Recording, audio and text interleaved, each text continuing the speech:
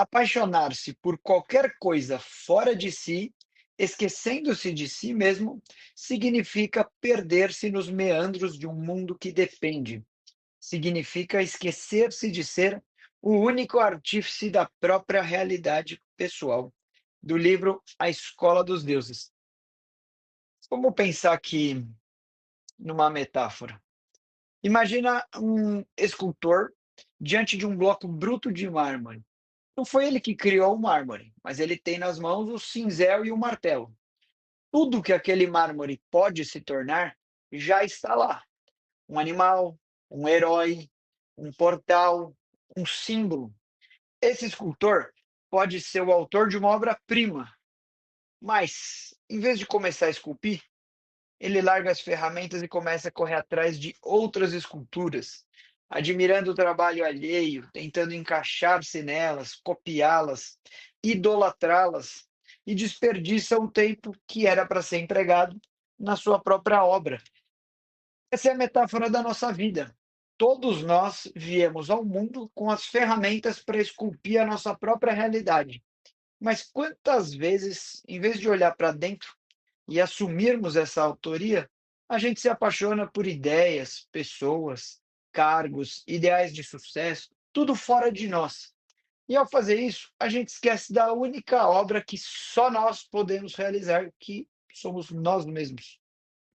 Quando a mensagem diz aqui, né, apaixonar-se por qualquer coisa fora de si, esquecendo-se de si mesmo, significa perder-se nos meandros de um mundo que depende.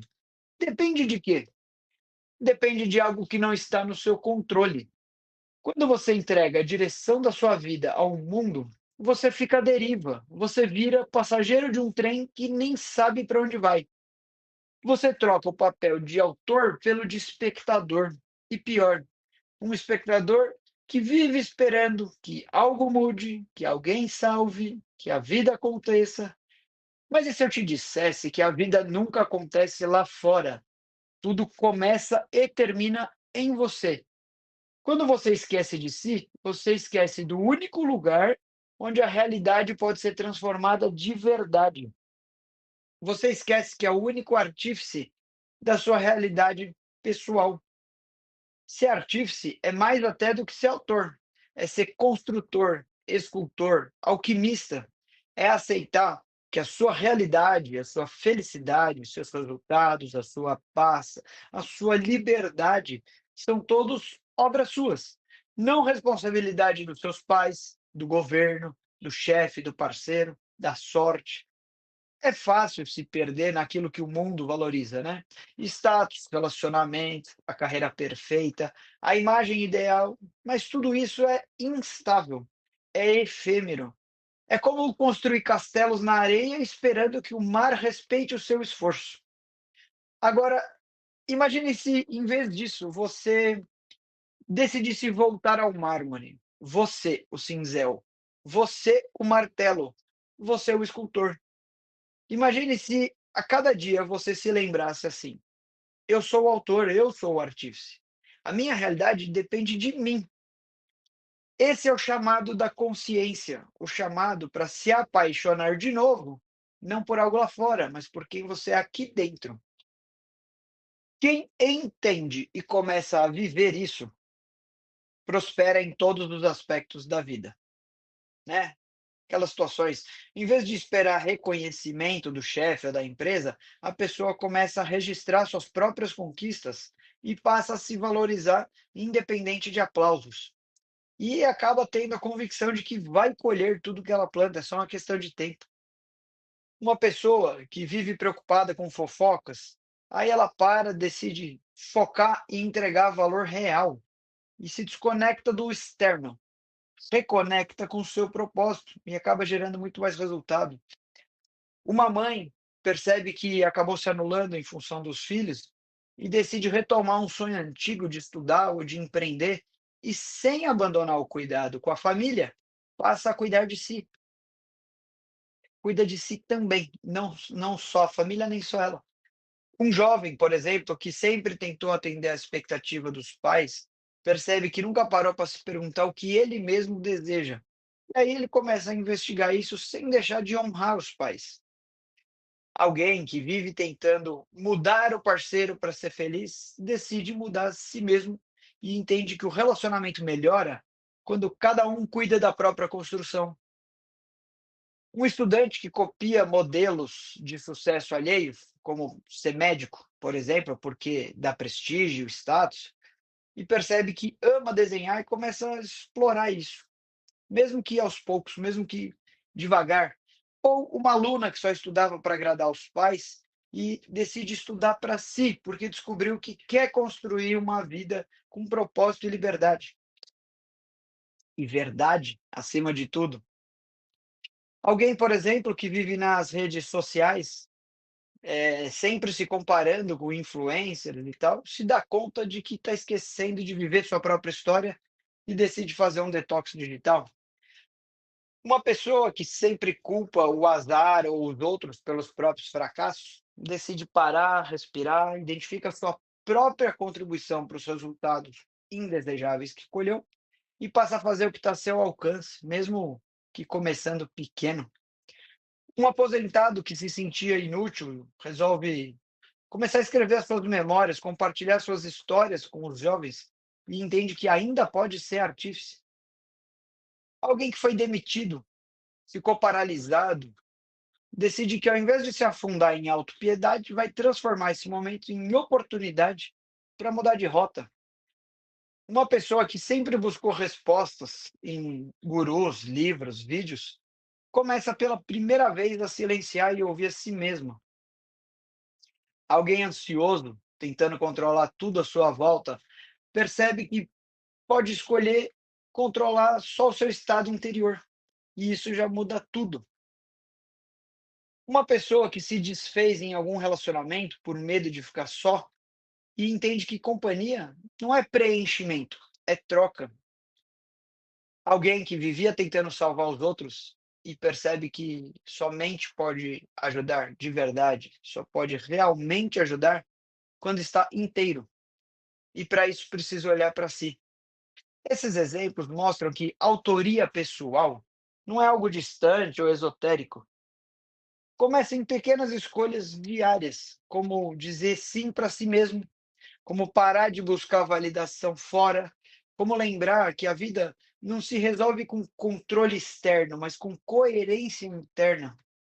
Cada um, onde estiver, com os recursos que tiver, pode começar hoje a voltar a olhar para si e esculpir conscientemente a sua realidade. Um grande exemplo real disso tudo foi o Viktor Frankl, que é um psiquiatra sobrevivente do Holocausto e criador da logoterapia. Ele foi preso, levado a campos de concentração nazistas, perdeu a família, foi torturado física e psicologicamente e viu à sua volta centenas de pessoas se entregando ao desespero e à morte. Mas algo o diferenciou. Ele não se apaixonou por uma ideia externa de liberdade, conforto, justiça. Ele se agarrou ao seu mundo interior. Ele compreendeu que, mesmo em condições extremas, havia um espaço de liberdade inviolável, o poder de escolher como responder àquilo que acontecia.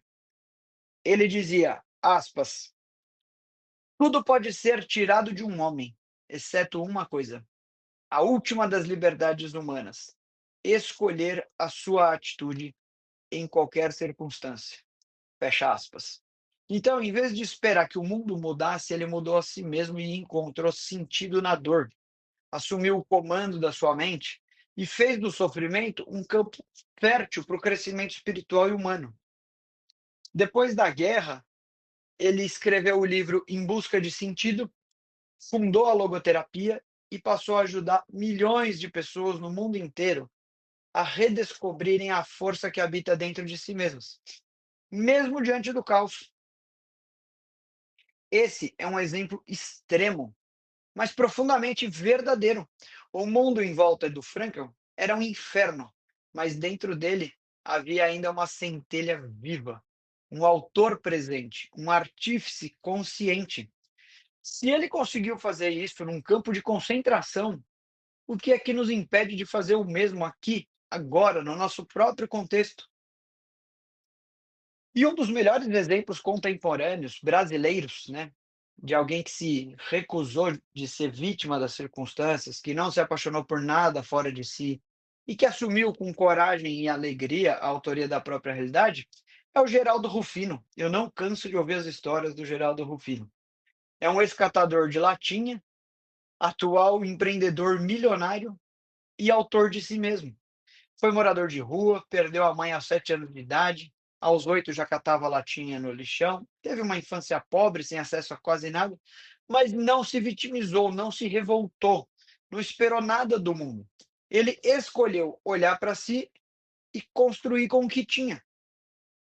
O Geraldo podia ter se apaixonado por ideias externas, dinheiro fácil, reconhecimento, um cargo, um diploma, ou pela amargura da injustiça, mas não, ele se apaixonou por viver com alegria, por trabalhar com dignidade e trabalhar grande, mesmo sem nada, né? Ele já dizia para si mesmo assim, abre aspas, sou empresário em fase de treinamento, fecha aspas. Desde o começo ele falava isso. Trabalhou de engraxate, office boy, caminhoneiro, faliu 6 vezes, recomeçou 7. A cada tombo escolheu o bom humor e a autorresponsabilidade, nunca o vitimismo. E foi assim que ele fundou a empresa dele, né, a JR Diesel, que hoje é uma das maiores empresas de reciclagem de caminhões da América Latina. Ele virou palestrante, escreveu livros, inspira milhares de brasileiros todos os anos com uma mensagem muito simples e profunda. Aspas. A maior empresa do mundo é a empresa Eu SA. E se eu não cuidar bem dela, nenhuma outra vai me servir. Fecha aspas. Ele não esperou o mundo mudar. Ele mudou a si mesmo e acabou mudando o mundo ao seu redor. E talvez a maior prova de que ele é um artífice consciente seja a sua alegria, né? O Rufino não é só um empresário de sucesso, é um empresário inteiro, presente, dono da própria energia. Mesmo hoje, sendo milionário, ele ainda repete com gosto: a minha maior riqueza é a gratidão. Meu ativo mais valioso é o meu jeito de pensar. Enfim, Rufino nos ensina que a autorrealização não é privilégio, é postura, que dignidade não vem de fora, vem de dentro. Mesmo no lixão da vida, é possível plantar flores se você não se esquecer de quem você é. Então, o que você tem construído com as suas mãos, com seus pensamentos, com as suas escolhas? Você está esculpindo a sua realidade ou só admirando a dos outros? E deixando que as intempéries transformem o seu bloco de mármore em uma pedra desgastada no lugar de uma joia lapidada. Hoje, aqui, agora, você pode escolher recuperar o cinzel, voltar para dentro, assumir a obra e criar pela primeira vez ou pela milésima vez a sua própria vida. O mármore está diante de você e a pergunta é: vai deixar em branco ou vai esculpir algo digno de quem você realmente é? Por hoje é isso. Que você tenha uma próxima semana em que você se recorde que não é fruto do acaso, nem prisioneiro do destino. Que você seja o escultor do seu agora, o autor invisível da sua história. Que nada fora de você defina quem você é. Elogios, críticas, nem perdas, nem conquistas. Que apesar do seu entorno você continue a ser presença, consciência, escolha. Que você retorne para o centro, recolha suas partes que você deixou em mãos alheias e reconstrua o seu templo interior, pedra por pedra. Não se distraia com brilhos que não iluminam, nem se perca em promessas que não te pertencem. E se tudo ruim lá fora, ainda assim você permanecerá de pé, porque se firmou por dentro. Você é o artífice, e com suas mãos, palavras e escolhas, escreva dia após dia a vida que você nasceu para viver. Um forte abraço, fique com Deus, afetuosamente.